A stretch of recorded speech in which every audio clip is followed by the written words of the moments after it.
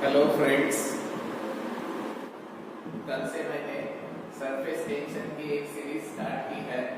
तो कल एक वीडियो कंप्लीट किया है, तो आज मैं नेक्स्ट वीडियो लेके आया। तो इस लेक्चर में क्या क्या देखना है आपको, तो relationship between the surface energy and surface tension. उसके बाद में अगर एक बिग ड्रॉप लेते हो और उसको नंबर ऑफ ड्रॉपलेट्स में अगर स्प्लिट करते हो तो कितना वर्क डन लगेगा, या उसका उल्टा नंबर ऑफ ड्रॉप्स को कंबाइन करके एक बिग ड्रॉप अगर बनाते हो तो उस वक्त कितनी एनर्जी आपको लगेगी, ये देखना है। Relation between surface tension and surface energy. तो इसका रिलेशन एस्टैब्लिश करने के लिए मैं कंसीडर करता हूँ एक rectangular frame, that is A B, और यहाँ पे दे रहा हूं मैं सी एंड डी। ठीक है, ये जो भी रेक्टेंगुलर फ्रेम है ये कंसिस्ट है फ्रॉम द वायर, और इसमें जो वायर CD है वो CD वायर इजीली क्या कर सकता है, स्लाइड कर सकता है विदाउट फ्रिक्शन।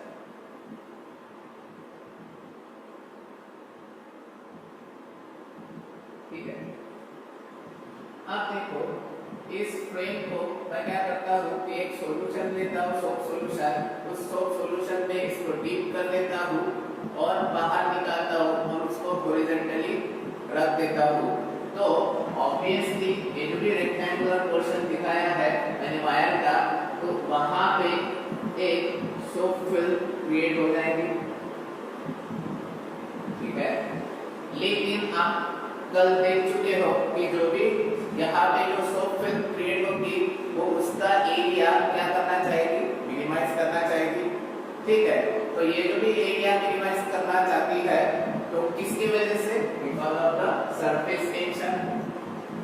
अगर ये एरिया मिनिमाइज करना चाह रही है तो ऑब्वियसली ये जो भी स्लाइडिंग वायर दिखाया है CD, ये किस तरफ जाएगा, तो ऑब्वियसली ये मूव होगा टुवर्ड्स AB।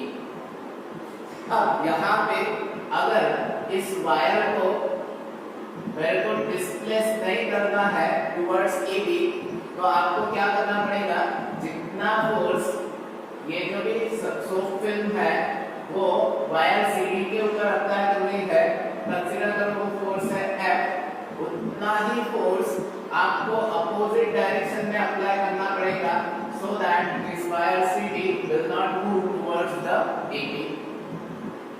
अगर ये ऐसे है तो यहाँ पे ये जो फोर्स है F, ये कितना रहेगा। अगर कंसीडर करो कि वायर CD की लेंथ L है, वायर CD की लेंथ क्या है, L है, और ये जो भी सोप फिल्म यहाँ पे क्रिएट किया है ये क्या है, तो सोप फिल्म है, और इस सोप फिल्म में जो सरफेस टेंशन है वो सरफेस टेंशन कंसीडर करो T है। तो देखो जो भी सोप फिल्म यहाँ पे क्रिएट हुई है उसको कितने सरफेसेस है, कितने फ्री सरफेसेस है, तो मैं कह सकता हूँ जो फ्रंट वाला जो बोर्ड के ऊपर दिखाई दे रहा है वो एक फ्री सरफेस, और इसके बैक साइड में भी एक फ्री सरफेस होगा। तो यहाँ पे जब सरफेस टेंशन की वजह से जो फोर्स इस वायर CD के ऊपर लगने वाला है तो उस फोर्स की वैल्यू कितनी रहेगी। अगर ये कैलकुलेट करना है तो कल आपने देखा था surface tension is nothing but the force per unit length. अगर फोर्स मैं निकालना चाहता हूँ तो सरफेस टेंशन इनटू लेंथ होगा, लेकिन यहाँ पे मैं ओनली 1L में कंसीडर कर सकता हूँ क्योंकि यहाँ पे इस सोप फिल्म को कितने सरफेसेस है, तो 2 सरफेसेस है। सरफेसेस यानी फ्री सरफेस, तो फ्री सरफेस यानी क्या कहा था मैंने, जो सरफेस जो कांटेक्ट में आता है एयर के, तो कंसीडर कर सकता हूं मैं ये भी एरिया कांटेक्ट में आएगा और उसके बैक साइड का भी एरिया क्या होगा, कांटेक्ट में आएगा। तो इसीलिए इसके ऊपर जो फोर्स है that is F is equals to twice L into T। ये है force which is acting on the wire CD because of the surface tension T। लेकिन मैंने क्या किया, उतना उतना ही फोर्स इस वायर CD के ऊपर राइट साइड में अप्लाई किया, so that this wire CD will not move towards the AB। अब मैं क्या करता हूँ, इस वायर CD को थोड़ा सा और मूव करता हूँ, डिस्प्लेस कर देता हूँ बाय एन डिस्टेंस x। कंसीडर करो कि x डिस्टेंस से मैंने क्या किया, वायर CD को मूव किया, तो new position of wire CD becomes C dash and D dash। तो मेरे को बोलो, अगर मैं वायर CD को डिस्प्लेस कर रहा हूँ to the new position C dash D dash, तो मेरे को वर्क डन करना पड़ेगा, और ये जो भी वर्क डन है ये कितना रहेगा। अगर वर्क डन का बेसिक फार्मूला देखते हो तो work done is equals to force into displacement. तो यहाँ पे फोर्स कितना अप्लाई किया है, दैट इज F, और डिस्प्लेसमेंट कितना है, x। लेकिन फिर तो बोलो कि फोर्स की वैल्यू कितना है, that is twice L into T। तो यहाँ पे मैं पुट कर देता हूँ F की जगह twice L into T into x। अब मैं क्या करता हूँ, इसको ऐसे लिखता हूँ T in bracket twice L into x। ठीक है। अब मेरे को बोलो, अगर मैं वायर CD को न्यू पोजीशन पे लेकर गया C डैश D डैश, तो इंक्रीज इन एरिया कितना हो गया। अगर इंक्रीज इन एरिया निकालना है तो मैं कंसीडर करूंगा दो एरिया, एक फ्रंट साइड का एरिया और एक बैक साइड का एरिया। तो इंक्रीज इन एरिया कितना हो गया,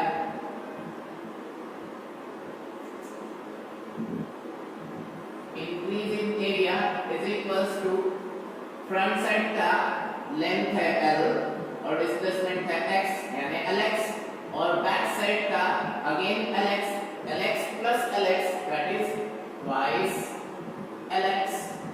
तो ये जो भी इंक्रीज इन एरिया है, इस इंक्रीज इन एरिया को मैं लिख रहा हूँ delta A is equals to twice Lx। तो देखो ये जो भी डेल्टा A की वैल्यू है ये कितनी है, ट्वाइस Lx, और आपको वर्क डन का एक फार्मूला मिल गया है, that is P into twice Lx।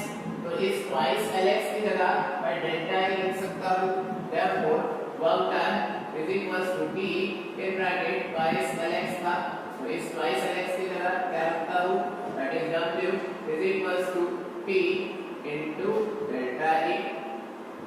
अब देखो ये जो भी आपने वर्क डन किया है against the force which is applied by the surface tension, ठीक है।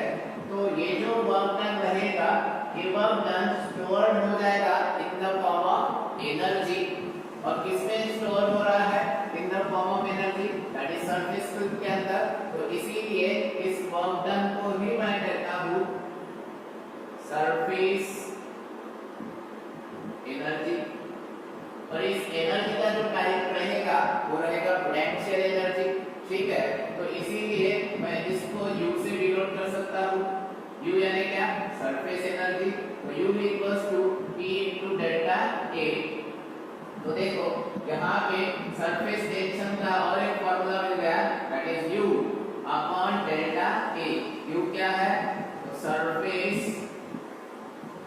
एनर्जी, और डेल्टा क्या है, that is increase in area, increase in area. तो सरफेस टेंशन की और एक डेफिनेशंस मिल गई आपको, that is the surface tension is defined as the ratio of surface energy to the increase in area. या इसको मैं ऐसे कह सकता हूँ, अगर इंक्रीज इन एरिया, अगर इंक्रीज इन एरिया 1 यूनिट है, अगर increase in area that is delta A अगर 1 यूनिट है, तो मैं P को लिख सकता हूँ, P is nothing but U, that is nothing but W। तो इसको ही मैं कह सकता हूँ surface tension is defined as the work done per unit increase in area. क्या कहा, surface tension is defined as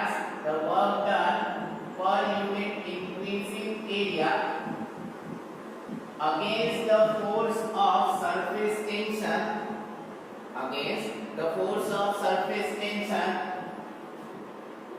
against the force of surface tension under isothermal condition. कौन सी कंडीशन? Isothermal condition. तो आइसोथर्मल कंडीशन मींस क्या कि जिस condition के अंदर temperature remains constant, जो भी सिस्टम का टेम्परेचर रहेगा वो क्या रहेगा? कांस्टेंट रहेगा. अगर सिस्टम का टेम्परेचर कांस्टेंट है तो उस कंडीशन को मैं क्या कहता हूं? Isothermal conditions. तो यहां से आपको रिलेशन पता चल गया, that is surface energy is equals to surface tension into increase in area. Surface tension का और एक यूनिट मिलेगा, सरफेस एनर्जी या वर्क डन का यूनिट है जूल और इंक्रीज इन एरिया का unit that is metre square. तो सरफेस टेंशन के दो यूनिट हो गए हैं, एक जूल पर मीटर स्क्वायर और कल जो आपने देखा था न्यूटन पर मीटर. देखिए अभी आपने एक फार्मूला देखा था, that is work done that is nothing but the surface energy is equal to surface tension into increase in surface area. तो इस फार्मूला का यूज करके मैं दो फार्मूले क्रिएट कर रहा हूं. तो एक है work done to increase the radius of liquid drop of radius r1 to r2.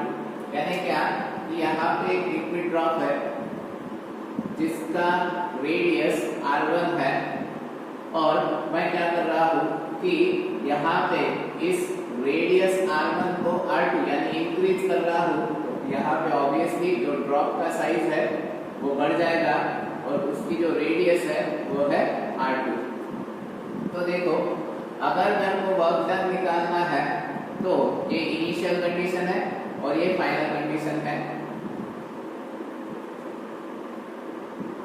ठीक है. और यहाँ पे increase in area delta A कितना है? तो मैं ऐसे कहता हूँ W इज इक्वल्स टू, अगर सरफेस टेंशन T कंसीडर कर रहा हूँ तो increase in area that is final area minus initial area. अब मेरे को बोलो जो भी लिक्विड ड्रॉप आपने कंसीडर किया है तो लिक्विड ड्रॉप को एक ही फ्री सरफेस ऑफ एरिया रहता है.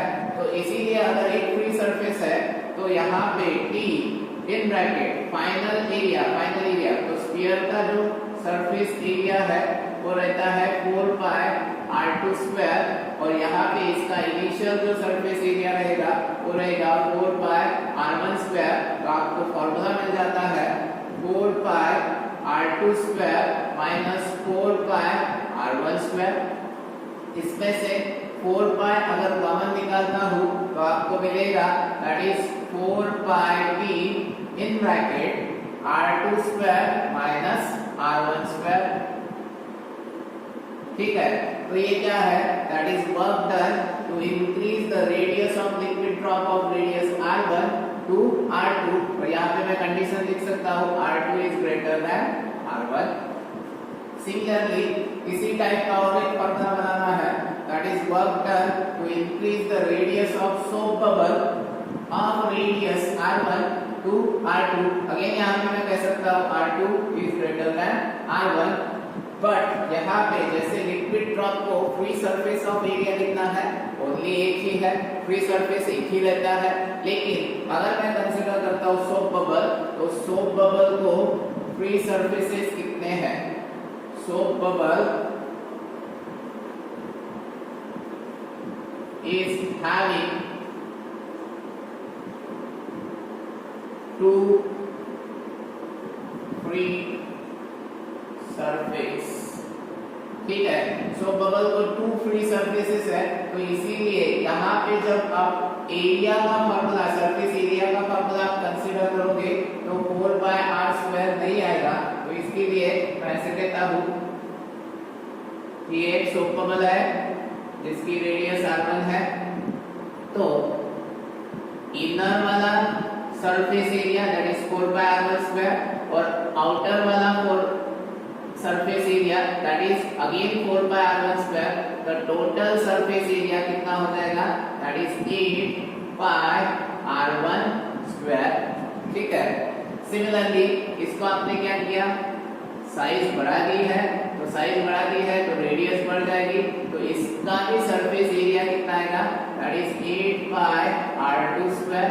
ठीक है, तो वर्क डन का formula W equals to T into delta A, और डेल्टा A को मैं से लिखूंगा दैट इज T इनटू, हाँ यहाँ पे फाइनल मैं से कहता हूँ total final surface area minus total initial surface area. तो मेरे को बोलो यहाँ पे क्या आ जाएगा, that is W equals to T in bracket total final surface area 8 pi r2 square minus total initial surface area 8 pi r1 square. तो यहाँ पे W इक्वल्स टू क्या मिलेगा, 8 pi T in bracket r2 square minus r1 square. यहाँ पे 8 क्यों आया, क्योंकि जो भी सोप बबल है उस सोप बबल को कितने फ्री सरफेसेस है, तो एक इनर वाला रहता है जो एयर के कांटेक्ट में रहेगा, और एट द सेम टाइम एक आउटर वाला रहेगा वो भी एयर के कांटेक्ट में रहेगा। तो इनर वाला 4 पाई r1 स्क्वायर, आउटर वाला 4 पाई r1 स्क्वायर, तो टोटल क्या होगा 8 पाई r1 स्क्वायर। सिमिलरली यहाँ पे भी कितना होगा 8 पाई r2 स्क्वायर। तो यहाँ से एक फार्मूला मिल गया, that is work done to increase the radius of soap bubble of radius r1 to r2, कितना मिल गया 8 by t in bracket r2 square minus r1 square। ये दो फॉर्मूले मोस्ट इंपॉर्टेंट है। ठीक है, अगर यहाँ पे मैं ऐसे कहता हूँ कि एक सोप फिल्म है और सोप फिल्म से आपने एक सोप बबल क्रिएट किया, क्या कहा, एक सोप फिल्म है और उस सोप फिल्म से आपने क्या किया, एक सोप बबल क्रिएट किया, तो उस वक्त आपको कितना वर्क डन करना पड़ेगा।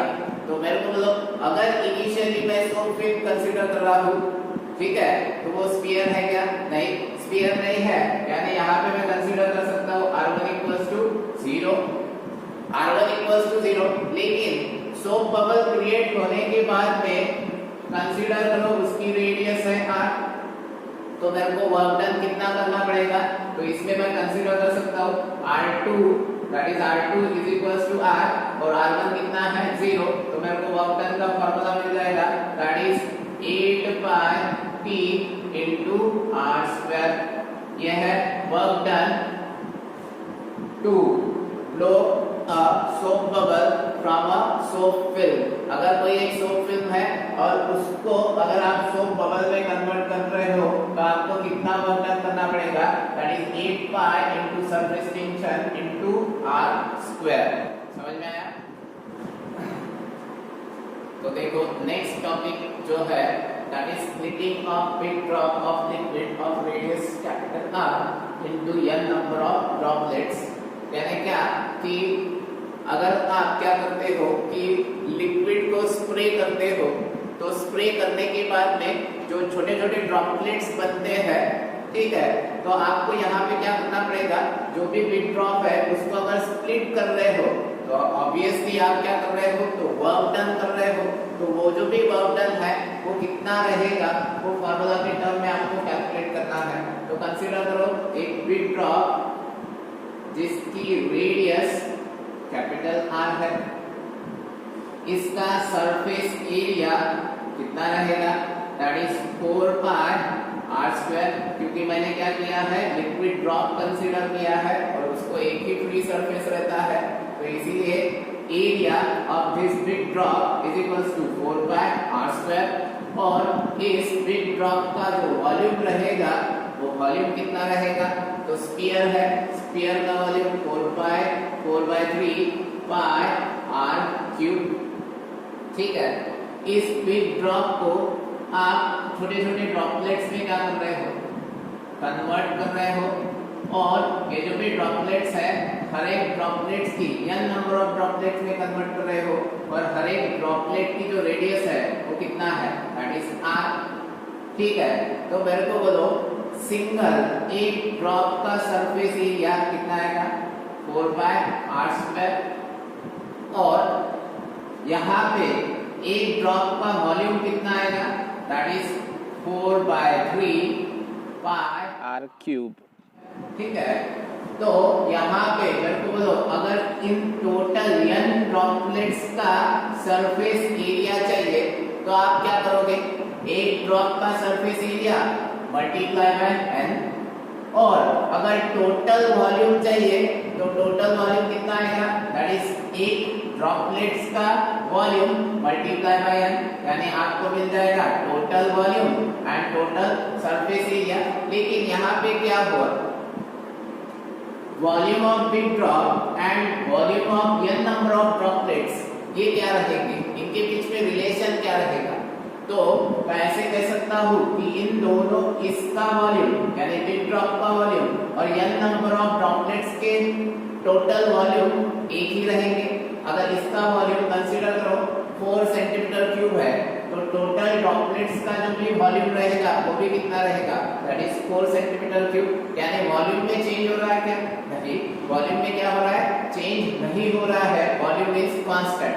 बट यहाँ पे जो सरफेस एरिया है, तो मेरे को बोलो ये है बिग ड्रॉप का सरफेस एरिया, और मैं अगर n नंबर ऑफ ड्रॉपलेट्स के सरफेस एरिया को क्या करता हूँ, ऐड कर देता हूँ, तो क्या हो जाएगा कि surface area of n number of droplets is greater as compare to the surface area of big drop. यानी सरफेस एरिया क्या हो रहा है, बढ़ रहा है, लेकिन वॉल्यूम क्या है, कांस्टेंट। तो मैं यहाँ पे कह सकता हूँ total volume of n droplets is equals to n into 4/3 pi r cube, और total surface area of n droplets is equals to, एक का है 4 पाई आर स्क्वायर, तो n नंबर ऑफ ड्रॉपलेट्स का होगा n into 4 pi r square, ये हो गया total surface area of n number of droplets. लेकिन मैंने क्या कहा कि वॉल्यूम में वहां पे चेंज होगा क्या, there is no change in the volume. तो volume of big drop is equals to volume of n droplets। तो वॉल्यूम ऑफ बिग ड्रॉप कितना था, that is 4/3 pi capital R cube equals to n number of droplets का volume, that is n into 4/3 pi small r cube. इसमें से 4/3 पाई और 4/3 pi cancel हो जाएंगे, तो आपको मिलता है capital R cube is equals to n into r small r cube। ठीक है, तो यहाँ से रिलेशन मिल गया, that is capital R cube is equals to n into small r cube, या इसका अगर क्यूब रूट लेता हूँ तो capital R equals to n raised to power 1/3 into r। तो ये रिलेशन है किसके बीच में, बिग ड्रॉप की रेडियस और जो भी एक स्मॉल ड्रॉपलेट्स बन गया है उसकी रेडियस के बीच में रिलेशन है। ठीक है, अब मेरे को बोलो यहाँ पे सरफेस एरिया क्या होगा, इंक्रीज हुआ या डिक्रीज हुआ। तो बिग ड्रॉप का सरफेस एरिया और टोटल n ड्रॉपलेट्स का सरफेस एरिया, तो n ड्रॉपलेट्स का सरफेस एरिया ग्रेटर है as compare to surface area of big drop. तो यहाँ पे मैं क्या कहता हूँ, दैट इज जो भी मेरे को वर्क डन करना पड़ेगा इस बिग ड्रॉप को छोटे छोटे ड्रॉपलेट्स में कन्वर्ट करने के लिए, तो मैं कहता हूँ कि इनके बीच में जो सरफेस टेंशन है वो है T, और चेंज इन एरिया कंसीडर करता हूँ डेल्टा A। इस डेल्टा A को क्या कहोगे, that is increase in surface area, increase in surface area, sorry इसको मैं ऐसे कह सकता हूँ delta A final surface area minus initial surface area. तो यहाँ पे मैं ये फॉर्मूला लिखता हूँ, W equals to T into total surface area of n droplets minus surface area of big drop. तो मेरे को बोलो यहाँ पे work done equals to t as it is. हाँ, total surface area of n number of droplets कितना आया था, n into 4 by small r square, n into 4 by small r square minus इसका कितना आया था 4 by कैपिटल R square। तो इसमें से क्या कॉमन निकलता है, दैट इज 4 by कॉमन। तो W equals to 4 by T in bracket n small n into small r square minus capital R square। ठीक है, एक फॉर्मूला मिल गया। ये क्या है, that is work done for splitting the big drop into n number of droplets done के लिए। अब देखो ये जो भी फॉर्मूला आया था, that is work done is equals to 4 by T in bracket n into r square minus capital R square। और मैं क्या करता हूँ, इसमें से r क्यूब कॉमन निकालता हूँ। तो 4 by T r क्यूब, तो यहाँ पे r क्यूब नहीं है तो n into r square divide by r cube minus यहाँ पे स्क्वायर था और यहाँ से आपने क्यूब निकाला है तो यहाँ पे 1 by r बचेगा। लेकिन r क्यूब की वैल्यू क्या थी, r cube equals to n into small r cube. r cube की वैल्यू कितना है, n into small r cube. ये वैल्यू यहाँ पे पुट कर दो तो work done is equals to 4 by T capital R cube in bracket n into small r square upon r cube की जगह small n into small r cube minus 1 by r। तो यहाँ पे n कैंसिल होगा, r square cancel हो जाएगा तो आपको और एक फॉर्मूला मिलेगा, work done equals to 4 by T r cube in bracket 1 by small r minus 1 by capital R। तो ये भी है मोस्ट इंपॉर्टेंट फॉर्मूला है वर्क डन के लिए।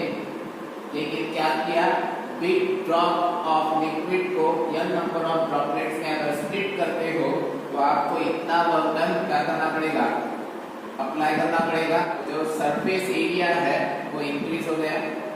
अगर सरफेस एरिया इंक्रीज हो रहा है तो यहाँ पे मैं ऐसे कह सकता हूँ कि जो भी आप वर्क डन कर रहे हो वो अगेंस्ट द सरफेस टेंशन कर रहे हो, क्योंकि एरिया क्या हो रहा है, बढ़ रहा है। ठीक है, तो यहाँ पे work done against the surface tension है तो जो टेम्परेचर ऑफ द सिस्टम रहेगा वो टेम्परेचर क्या होगा, temperature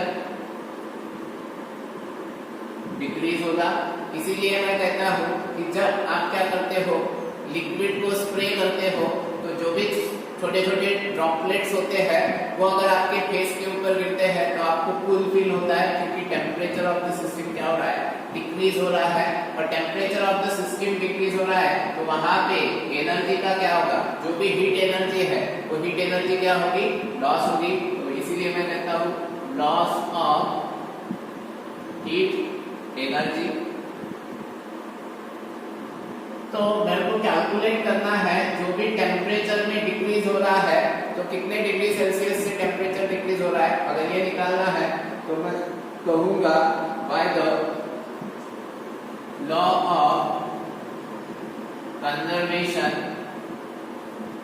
of energy, loss of heat energy is equals to work done against the surface tension। तो लॉस ऑफ हीट एनर्जी को आप लिखते हो J into Q। J यानी क्या है, that is J is the mechanical equivalent of heat is equals to work done, that is W। तो ये जो भी Q है इसको आप लिखते हो that is J into M into specific heat, that is heat loss, and into delta theta, that is decrease in temperature, equals to work done का फॉर्मूला आपको यहाँ से मिलेगा, that is 4 by T R cube in bracket 1 by small r minus 1 by capital R। अब देखो यहाँ पे है m इज द मास, और मास को आप लिखते हो वॉल्यूम इनटू डेंसिटी। लेकिन आपको पता है कि वॉल्यूम कितना था, वॉल्यूम कितना था, तो 4/3 पाई आर क्यूब। तो यहाँ पे मैं लिख सकता हूँ that is m equals to 4/3 pi R cube into d। ये वैल्यू यहाँ पे पुट कर देता हूँ, j इनटू m की जगह 4/3 pi R cube into d into s into delta theta is equals to 4 pi t r cube in bracket 1 by small r minus 1 by capital R। तो यहाँ पे कैंसिल क्या होता है, 4 pi r cube 4 pi r cube, ठीक है। ये cancel होने के बाद में डेल्टा थीटा का फॉर्मूला मिलता है कि 3 मल्टीप्लिकेशन में जाएगा तो 3t अपॉन यहाँ पे क्या क्या बचा, j d और s, j ये डेंसिटी d और s that is specific heat, और in bracket 1 by small r minus 1 by capital R। और इस डेल्टा थीटा को कहते हो आप डिक्रीज इन टेम्परेचर। तो डिक्रीज इन टेम्परेचर कितना मिल गया, 3t upon j into d into s in bracket 1 by small r minus 1 by capital R। देखो इसके पहले आपने देखा था splitting of big drop into n number of droplets. अब इसका उल्टा प्रोसेस, अगर n नंबर ऑफ ड्रॉपलेट्स को कोएल्स करता हो, मिक्स कर देता हो और उससे एक बिग ड्रॉप बनाते हो तो क्या होगा। तो इसीलिए मैंने कहा formation of big drop of liquid of radius capital R from n number of droplets, और radius of each droplet is r। तो मेरे को बोलो यहाँ पे n नंबर ऑफ ड्रॉपलेट्स का सरफेस एरिया बिग ड्रॉप के सरफेस एरिया से क्या होगा, ऑब्वियसली ये ज्यादा होगा, इसका सरफेस एरिया ज्यादा होगा, इसका सरफेस एरिया कम होगा। अगर सरफेस एरिया कम हो रहा है यानी एनर्जी क्या हो रही है, यहाँ पे एनर्जी रिलीज होगी, ठीक है। तो ये जो भी एनर्जी है ये एनर्जी कितनी रहेगी ये मेरे को कैलकुलेट करना है यहाँ पे। तो मेरे को बोलो एक ड्रॉपलेट का surface area that is 4 pi small r square, और एक ड्रॉप का जो वॉल्यूम रहता है वो रहता है 4/3 pi r cube. Similarly big drop का surface area 4 pi capital R square, और इसका जो वॉल्यूम रहेगा वो रहेगा 4/3 पाई कैपिटल R क्यूब। ये है वॉल्यूम, ये है एरिया। तो फिर से आपको जो रिलेशन मिल रहा है तो यहाँ पे वॉल्यूम में चेंज नहीं होगा, तो इसीलिए मैं कहूँगा volume of n droplets is equals to volume of big drop। और इसका कैलकुलेशन करने के बाद में आपको डायरेक्ट एक रिलेशन मिला था, अभी देखा है, that is capital R is equals to capital R का cube equals to n into small r का क्यूब। ये रिलेशन मिला था, या इसको ही आपने ऐसे लिखा था capital R equals to n raise to power 1/3 into small r, ठीक है। तो इस प्रोसेस में जो एनर्जी रिलीज हो रही है वो मेरे को कैलकुलेट करना है। तो एनर्जी कितना रिलीज होगा, तो energy release equals to surface tension into change in surface area. तो मेरे को बोलो सरफेस टेंशन का formula T, change in surface area. तो यहाँ पे मेरे को बोलो चेंज कितना हुआ, तो surface area of n number of droplets minus surface area of big drop that is nothing but the change in surface area. तो इसीलिए मैं कहूँगा that is total surface area of n droplets minus surface area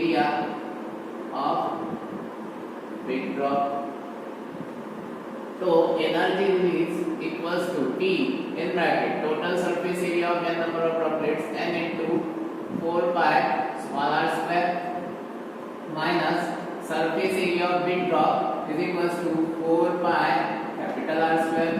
again इसमें से 4 pi common निकालो तो 4 pi T in bracket n into small r square minus capital R square. ठीक है, इसमें से यह है सरफेस एनर्जी या एनर्जी रिलीज। यहाँ पे आप क्या कर सकते हो, इसमें से दोनों टर्म में से r क्यूब कॉमन निकालो तो 4 pi capital T r cube in bracket क्या मिलेगा n into r square upon r cube minus 1 upon r। Again आपने देखा है कि r क्यूब की जो वैल्यू थी वो कितनी थी, r cube equals to n into small r cube. तो यहाँ पे पुट करो तो आपको मिलेगा that is 4 pi t r cube in bracket n into r square upon नीचे क्या बचेगा n into small r cube minus 1 by capital R। जो कैंसिल है वो कैंसिल करो तो यहाँ पे फिर से आपको वही फॉर्मूला मिल गया है जो वर्क करने मिला था, 4 pi t capital R cube in bracket 1 by small r minus 1 by capital R। लेकिन इस प्रोसेस में क्या हो रहा है, एनर्जी रिलीज हो रही है। अगर एनर्जी रिलीज हो रही है तो यहाँ पे जो सिस्टम का जो टेम्परेचर है वो इंक्रीज होगा या डिक्रीज होगा। इसके पहले वाले केस में टेम्परेचर क्या हो गया था, डिक्रीज हुआ था। इस केस में टेम्परेचर क्या होगा, बढ़ेगा। तो इंक्रीज इन टेम्परेचर अगर लिखना है तो फिर से वही that is heat mechanical equivalent of heat into heat is equals to work done की जगह मैं यहाँ पे लिखूंगा एनर्जी रिलीज। और सिमिलरली मैं कैलकुलेशन कर सकता हूँ तो यहाँ पे जो इंक्रीज इन टेम्परेचर मिलेगा दैट इज डेल्टा थीटा। तो थोड़ी देर पहले आपने एक फॉर्मूला देखा था that is 3t upon JDS in bracket 1 by small r upon 1 by capital R। तो ये रहेगा increase in temperature of the system, क्योंकि आपने क्या किया, n नंबर ऑफ ड्रॉपलेट्स को बिग ड्रॉप में कन्वर्ट किया तो एरिया कम हो गया। एरिया कम हो गया तो एनर्जी क्या होगी, रिलीज होगी। अगर एनर्जी रिलीज हो रही है तो obviously temperature of the system क्या होगा, बढ़ेगा। इसलिए इंक्रीज इन टेम्परेचर अगर निकालना है तो same formula 3t upon JDS in bracket 1 by small r minus 1 by capital R। तो यहाँ पे J है mechanical equivalent of heat, D है डेंसिटी ऑफ लिक्विड, S है स्पेसिफिक हीट, T है सरफेस टेंशन, स्मॉल r यानी drop जो भी ड्रॉपलेट है उसकी रेडियस, कैपिटल R यानी बिग ड्रॉप की रेडियस, और जो Q था वो Q यानी क्या है, दैट इज हीट। Q यानी क्या है, हीट।